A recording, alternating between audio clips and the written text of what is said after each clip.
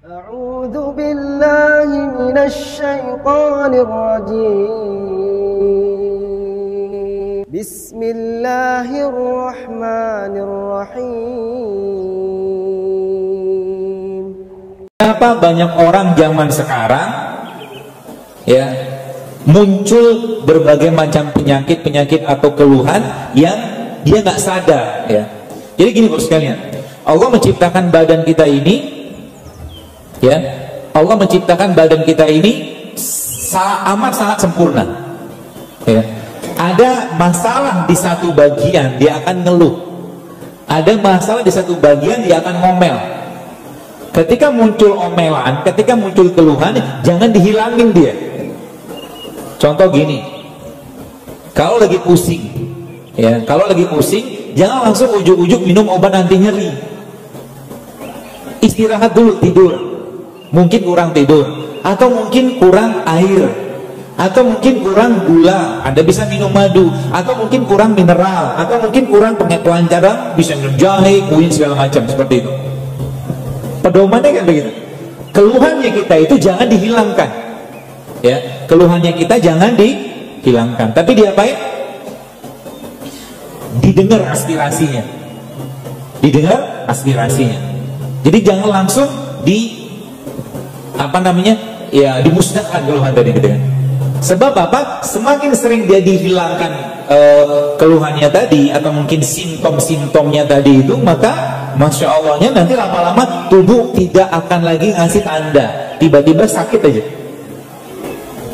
Orang yang menjelang sakit itu sebenarnya sudah ada tanda-tandanya, sudah ada tanda-tandanya ya. Tapi tanda-tanda tadi lagi-lagi bos sekalian sering kalinya dihilangkan. Contohnya begini, kalau kita bicara tentang flu, orang flu, banyak orang flu bos sekalian, ketika flu apa mereka kerjakan? Minum obat flu ya, minum obat flu. Obat flu ada efek sampingnya ya, jantung berdebar salah satunya kan. Padahal obat flu tuh paling gampang pakai apa? Cengkeh ketemu jahe ketemu serai, udah jadi obat flu. Itu udah obat flu. Cengkeh ketemu jahe ketemu serai, atau tambah sedikit sama bunga lawang, sudah menjadi obat flu ya, seperti itu. Jadi kalau kita memahami tubuh kita sekali lebih baik ke depannya, maka insya Allah akan banyak sekali penyakit-penyakit yang kita bisa atasi nanti. Tapi kita sekarang pahami dulu kenapa muncul penyakit ya, dan sekarang saya akan jelaskan, atau mungkin saya akan fahamkan kepada bapak sekalian, jemaah sekalian, memahami status kesehatan kita kayak apa ya. Begini, kalau Anda punya mobil, atau katakanlah kita punya mobil mewah ya, semula mungkin sport car gitu kan, mobil mewah, dan mobil itu harganya miliaran lah. Kalau kita punya mobil tadi bos sekalian, maka pertanyaannya, kalau kita mau isi bahan bakar, Anda akan isi dengan Pertamax atau premium? Pertamax. Kenapa? Mobilnya cocok dengan Pertamax gitu. Semakin diisi Pertamax, mobil itu semakin kenceng atau semakin baik. Nah, kalau yang punya mobil ini iseng ngisi mobil tadi dengan premium, kira-kira ngasih mobil gimana? Bakal rusak. Mobilnya rusak, yang nyetir pun gak nyaman, kan rusak terus menerus. Kalau pertanyaan tadi saya kembalikan kepada Anda sekalian, apa pertanyaannya? Mahal mana mobil tadi dengan badan kita? Maka jawabannya pasti mahal badan kita. Semula mobil tadi harga 10 miliar misalkan. Kalau ditanya mahal mana dengan badan kita, maka kita akan mengatakan mahal badan kita. Tapi pertanyaannya, apa bahan bakar tanda kutip yang kita masukkan ke badan kita? Saya kasih 3 pilihan: premium, Pertamax, atau oplosan. Kira-kira apa? Jujur aja lah, oplosan kan. Yang dimakan banyak nggak sehat, sayur jarang, buah jarang, air jarang, puasa jarang. Ya kan? Akhirnya apa? Badannya ngeluh, badannya ngomel gitu. Jadi kalau udah tahu status kesehatannya kayak begitu, maka jangan lagi di ubek-ubek gitu, jangan lagi dipakai kacauin, cukuplah ya.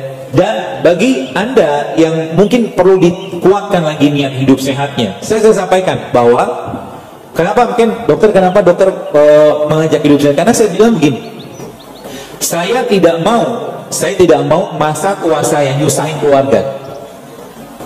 Saya tidak mau masa tua saya nyusahin keluarga sehingga mereka sibuk merawat saya dengan penyakit saya gara-gara penyakit yang saya bisa cegah dari saat ini. Uang habis, waktu habis, emosi habis ngurusin penyakit yang kita bisa cegah. Sebagian besar penyakit-penyakit degeneratif, stroke, kencing manis, darah tinggi, itu penyakit karena bad diet, karena diet yang buruk. Sebagian besar. Jadi kita ngerti dulu solusinya apa, masalahnya apa dulu. Ya, sehingga nanti kalau itu sudah ngerti bahwa sekarang, maka insya Allah kita cari solusinya. Dan solusinya itu gampang, mudah, murah sebenarnya. Asal mau aja. Ya, contoh misalkan, Anda pagi-pagi biasa ngopi sasetan, ya, atau mungkin teh sasetan itu kan, sehat kan? Nggak berani jawab dia. Nggak sehat kan? Ya, bukan dia boleh dimakan, tapi kalau terus diminum nggak sehat. Padahal Anda bisa ubah kan, contoh begini, pagi-pagi misalkan Anda potong-potong serai kayak begini, ya, lalu Anda masukin ke dalam air panas, kasih madu sedikit, sudah jadi obat serai. Ya, yang kalau Bapak Ibu sering baca postingan yang saya buat, salah satu tumbuhan ciptaan Allah yang saya sering pakai untuk orang-orang autoimun ini, sering. Dan kuasa Allah, baru sekalian, dengan kuasa Allah akhirnya apa? Ya, ada yang sembuh sebagian besar, masya Allah. Ada yang tulangnya menjadi lebih kuat, mensnya menjadi normal kembali, ya, gara-gara ini doang. Kenapa? Karena kalau Anda beli mobil Toyota, maka pasti mobil tadi atau pasti pabrik tadi bikin spare part. Paham gitu ya? Manusia ini ciptanya Allah sekalian. Maka tidak mungkin Allah membiarkan kita hidup tanpa spare part, ya kan? Spare partnya apa? Ya ini salah satunya. Dan yang ada di depan tuh ada kapulaga, ada ketumbar, ada jahe, itu kan spare partnya. Jadi obatnya kita itu ada di situ sebenarnya, obat tanda kutip.